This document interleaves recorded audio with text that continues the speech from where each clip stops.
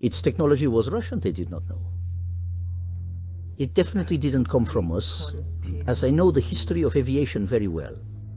Among the drawings and photographs of the German flying discs found, the Haunebu series stands out in particular. Do the documents hold any truth?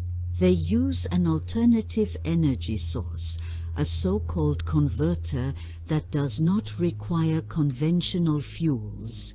It is said that there were even thoughts of conquering space with the Haunebu 3 flying disc.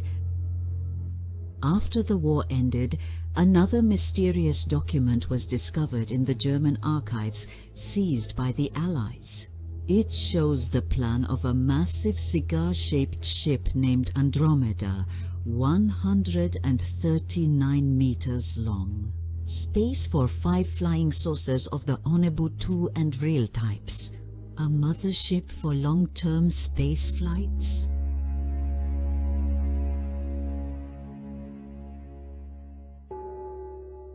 There is also a much simpler explanation.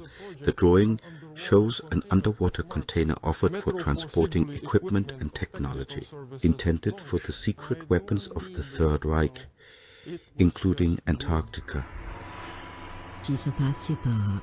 According to reports from American intelligence, the Germans had 9 production facilities at the end of the war, where flying discs were tested and built.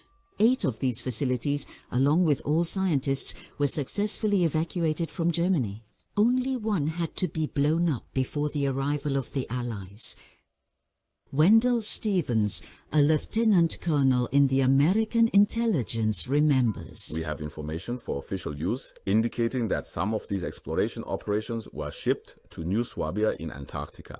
At least one factory for the production of flying discs was shipped there. One went to the Amazon region and another to the north coast of Norway. All operations were moved to secret underground bunkers. Clearly, the Third Reich lacked the time to realize the original plans.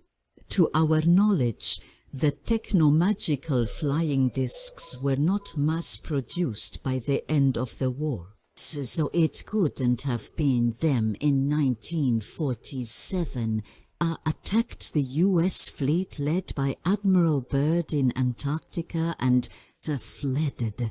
We were then the attackers. Were they further developments of the flying discs constructed in parallel with the techno-magical projects during the Third Reich? The completed experimental objects possessed extraordinary abilities and documented the enormous technological lead of the Germans.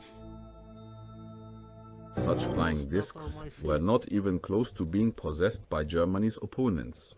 However, the existing flying discs were not what the leaders of the Reich had envisioned. The models built could only fly in the air and move on solid ground, similar to today's hovercraft. Their advantage over ordinary aircraft was that the planes, that they didn't spin out of control and were easy to steer.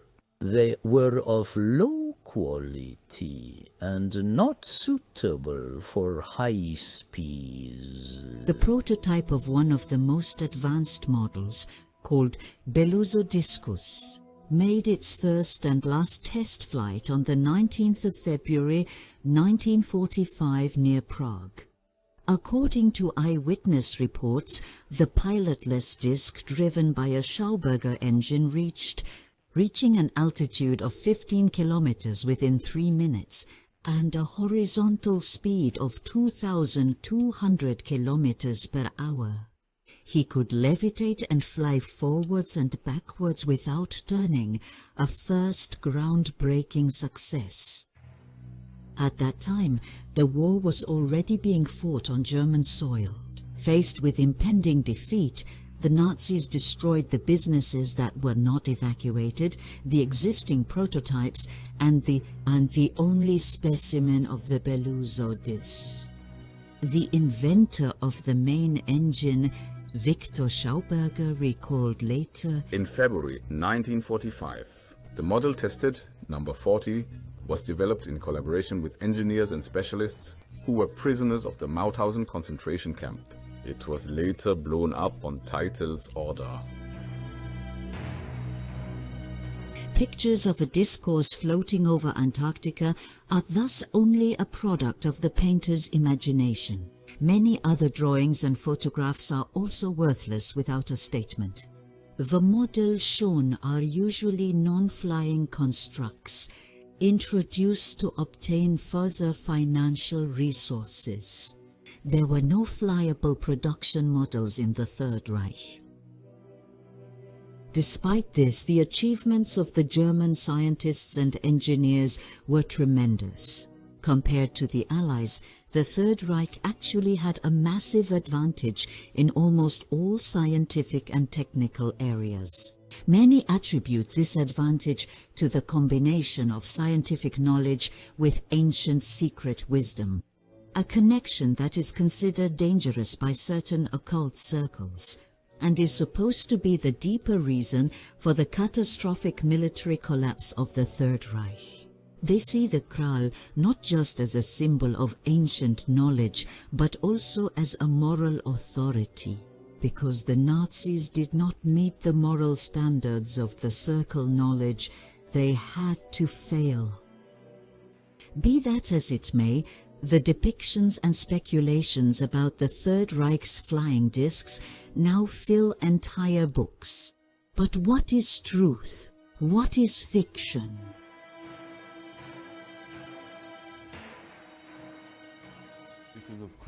Flying discs emerging from the water have been known since the 40s. Even today, there are always reports of unknown flying objects emerging from the depths of the oceans. But I'm sure that neither the Germans nor any other nation in the year 1947, the year of the attack on the American Arctic fleet, available on such technology.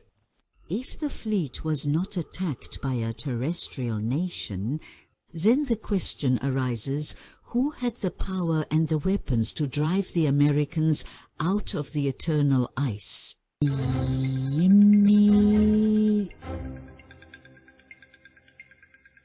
Flying saucers emerging from the water, spherical or cigar-shaped flying objects can be proven not only for polar regions. 1957, Norway. 2003, Iceland, South America. On the 16th of January 1958 in Brazil, Australia.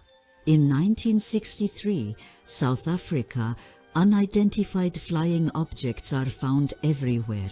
Sightings and reports are also known to the Soviet Union's military intelligence. Is he the fleet's intelligence chief? As supreme commanders,